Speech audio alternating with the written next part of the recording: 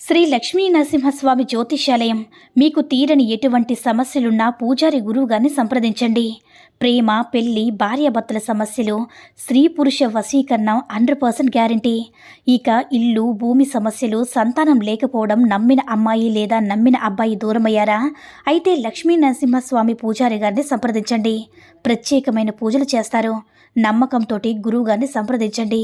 గురువుగారి యొక్క phone number 8897741766.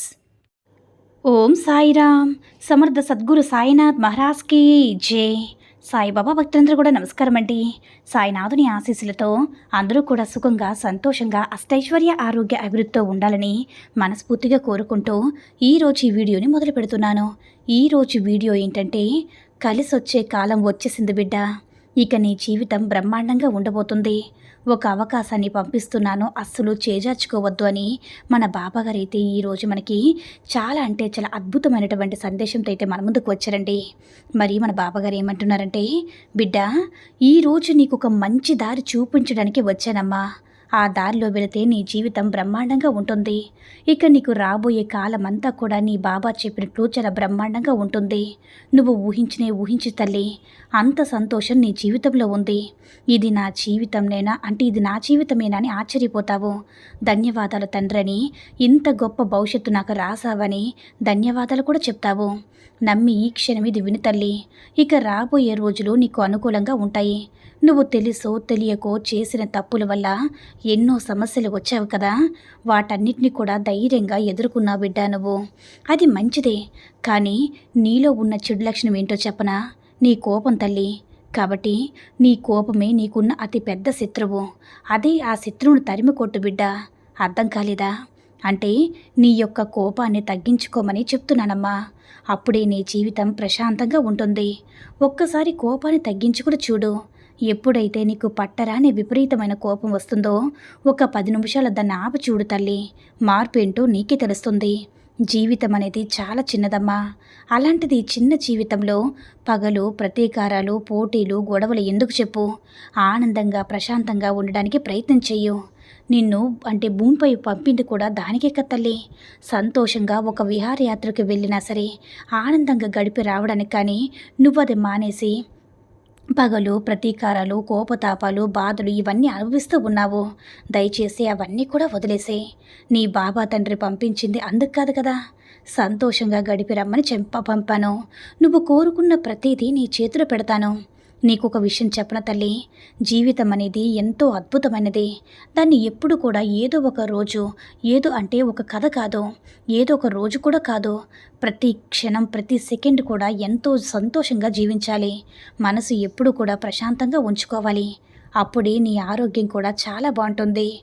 ఎవరైతే నిర్మలమైన మనసుతో మంచి ఆలోచన చేస్తూ ఎప్పుడు కూడా పక్కవారి మంచినే కోరుకుంటూ ఉంటారో, ఎప్పుడు కూడా ఆనందంగా ఉంటారో, వారి ఆనందానికి కారణాలు కూడా ఉండవు బిడ్డ. నిర్మలమైన మనసుతో ఉండేటటువంటిది కొందరికి మాత్రమే సాధ్యమవుతుంది. అలాంటి మనసు నువ్వు కూడా పెంచుకోవాలి. నీ కోపాన్ని నువ్వు తగ్గించుకోవాలి. నువ్వు ఎందుకమ్మా విపరీతంగా కోపడుతున్నావు? నీకైనా అర్థమవుతుందా? ఎందుకు అసలు అర్థం లేని కోపం అనర్థాలకి దారితీస్తుందని తెలుసుకో. ఒకసారి నీ కోపాన్ని కట్టడి చేసి చూడు తల్లి. జీవితం ఎంత అద్భుతంగా ఉంటుందో నీకే అర్థమవుతుంది. నీకు నీ మాటలకు ఎవరూ కూడా గౌరవం ఇవ్వడం లేదని బాధపడద్దు. అలా బాధపడుతూనే ఆనందాన్ని కోల్పోకు. అన్నీ మారుతాయి. కాస్త ఓపిగ్గా ఉండు చాలు. అన్నిటినీ కూడా చక్కబెడతాను తల్లి. నీ లక్ష్యాన్ని నువ్వు చేరుకోలేకపోతే నీ ప్రయత్నానికి అర్థం ఉండదు. కాబట్టి లక్ష్యంపై దృష్టి పెట్టు. ఎప్పుడూ నువ్వు చేయాల్సిన పనిపైనే దృష్టి ఉండాలి. జరిగిందాన్ని తలుచుకుని బాధపడకమ్మా. ఇప్పుడు నీకున్న కన్నీరు శాశ్వతం కాదు, తాత్కాలికమే. నీకు ధైర్యం చెప్పడానికి నేనున్నాను కదా.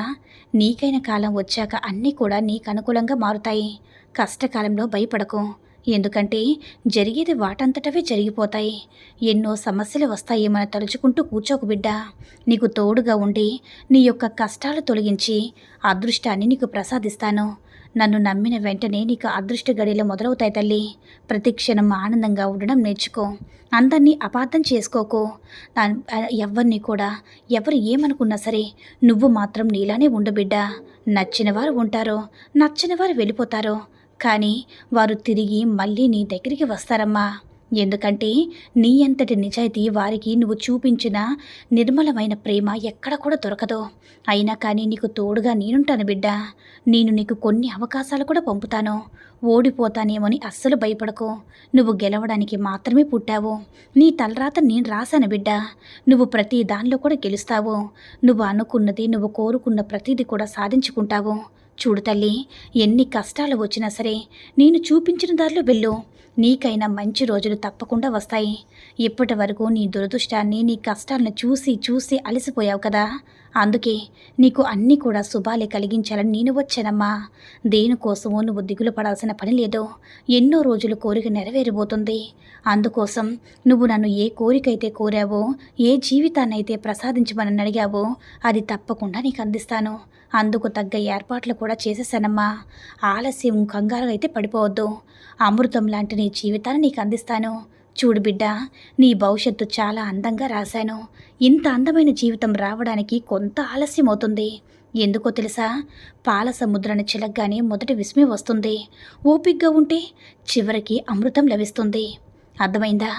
ఎవరైతే చివరి వరకు ఓపిగ్గా ఉంటారో వారు అమృతం లాంటి జీవితాన్ని పొందుతారు. విషం రాగానే భయపడి పారిపోయే వాళ్ళు ఎప్పుడూ కూడా అమృతాన్ని తాకలేరమ్మా. కనీసం చూడనే చూడలేరు. ఇప్పుడు అర్థమైందా తల్లి అని మన బాబాగారైతే ఈరోజు మనకి చాలా అంటే చాలా అద్భుతమైనటువంటి సందేశాన్ని అయితే అందించారండి. సాయి మహిమల ద్వారా వచ్చిన ఈ సందేశం మీ అందరికీ కూడా నచ్చిందని అనుకుంటున్నాను. ఈ వీడియో కనుక నచ్చినట్లయితే లైక్ చేసి మరిన్ని వీడియోస్ కోసం మన ఛానల్ని సబ్స్క్రైబ్ చేసుకుని మాకు కొంచెం సపోర్ట్ చేయండి. ధన్యవాదములు.